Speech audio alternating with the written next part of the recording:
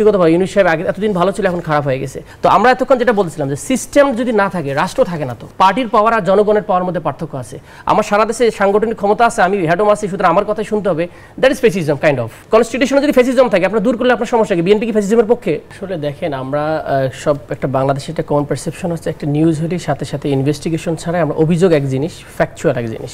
যদি কেউ অভিযুক্ত হয়, আচ্ছা এপিএস পিএস এর কি এনসিপির লোক, এনসিপির পার্টির কোনো নেতা?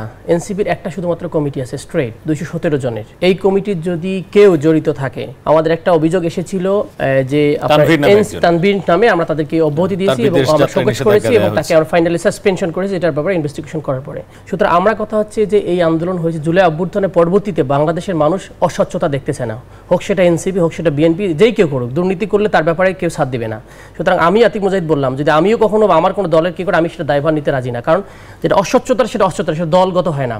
তাহলে ওনারা যদি চাঁদাবাজি যারা করে বিএনপি, তাদের নাম একজনকে বলবো চাঁদাবাজি, পুরো বিএনপি চাঁদাবাজি করে এরকম বলবো আমি ঢালাও পারি? এই পলিটিক্স আমি বিশ্বাস করি না।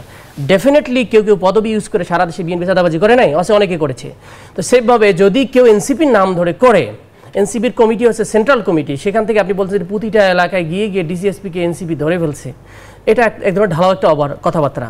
দেন বৈষম্য বিরোধী যদি কেউ করে থাকে, ডেফিনেটলি যে প্রুফ থাকে, ডেফিনেটলি তার ব্যাপারে অ্যাকশন নেওয়া উচিত। এটার ব্যাপারে আমার কোনো দ্বিমত নাই। তো সুতরাং এনসিপির ব্যাপারে যে অভিযোগ, এটা কমন অভিযোগ। আমার কাছে মনে হচ্ছে যে ইলেকশনটা করার পরে সেকেন্ড আরেকটা বিষয় আমার কাছে খুব অড লাগলো যে আপনি ইলেকশন চাচ্ছেন, ফ্যান্টাস্টিক, গভর্নমেন্টকে প্রেশারে রাখবেন, গভর্নমেন্টকে ক্রিটিসাইজ করবেন, দ্যাটস ফ্যান্টাস্টিক। আপনি ব্যক্তিগত পর্যন্ত মানুষ আমরা আক্রমণে যাচ্ছি কিন্তু একবারে, ইট ইজ নট গুড। মানে একটা মানুষকে ব্যক্তিগতভাবে, ইউনূস সাহেব আগে এতদিন ভালো ছিল, এখন খারাপ হয়ে গেছে। হ্যাঁ, উনি যদি কোনোভাবে সরকারের যে জিনিস অন্যায়ভাবে কোনো কিছু নাই, সেটার ব্যাপারে আমরা প্রতিবাদ করা উচিত, যে সিস্টেমের মধ্যে সবাই নিতে হবে। তো আমরা এতক্ষণ যেটা বলছিলাম যে সিস্টেম যদি না থাকে রাষ্ট্র থাকে না। তো এটা বিএনপি বড় পার্টি মানে তাকে দল ক্ষমতায় দিতে হবে এরকম নট নেসেসারি। জনগণ যাকে ক্ষমতা বসাবে সেই আসবে, দ্যাটস দ্য ইস্যুস। মানে উনি বড় পার্টি তাই দিবে, জনগণ রিপ্রেজেন্টেটিভ হতে পারে না। আমাদের বড় সমস্যা আছে, আমরা পপুলার কি বলে এটাকে, পপুলার সুভেরেনিটি যেটা বলে, জনগণের পাওয়ার, এটা না। পার্টির পাওয়ার আর জনগণের পাওয়ার মধ্যে পার্থক্য আছে। আমার সারা দেশে সাংগঠনিক ক্ষমতা আছে, আমি হেডম আছি, সুতরাং আমার কথাই শুনতে হবে। That is fascism kind of. আমার জনগণের যার যেটা কথা আছে, যে ন্যায্য কথা, সেটাকে আমাদের শুনতে হবে, কাউন্টিং করতে হবে। সুতরাং এই জায়গা থেকে আমি পজিটিভ পলিটিক্স করতে চাই। ইয়েস, আপা যেগুলো অভিযোগ করছে যদি ভ্যালিড হয় সেগুলো অ্যাকশন নেওয়া হোক।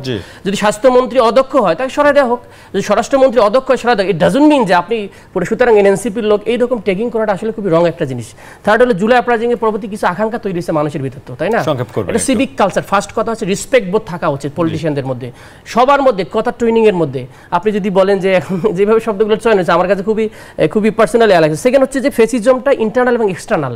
ইন্টারনাল হচ্ছে আমাদের একেবারে সব কনস্টিটিউশন থেকে শুরু করে সব জায়গায় যেখানে ফেসিস সিস্টেম আছে এগুলো দূর করতে হবে।